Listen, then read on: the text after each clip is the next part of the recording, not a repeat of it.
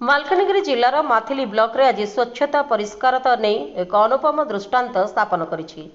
Maithili block BRC Dilip Kumar Dakua तत्वावधान में block पक्षरु घरे घरे मैला संग्रह पर विशेष व्यवस्था करा जायछि। प्रतिदिन एक गाड़ी गाँव घर को घर पहुंची अवशिष्ट वस्तु संग्रह करुछि। एही योजनार मूल उद्देश्य होछि गाँ को स्वच्छ और रोगमुक्त रखिबा।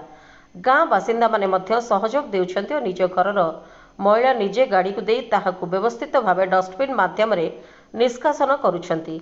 एही पदक्षेप माध्यम गाँवर स्वास्थ्य परिवेश रक्षा सहित लोकमाने मध्य सचेतन हेउछन्ति। एहा अन्य 20टी पंचायत पई मध्य अनुसरणीय मॉडल हेबार संभावना अछि।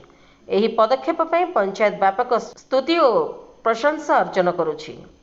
मालकानगिरी जिल्लारू Prashant Kumar Sagaria report, prime TV Odisha.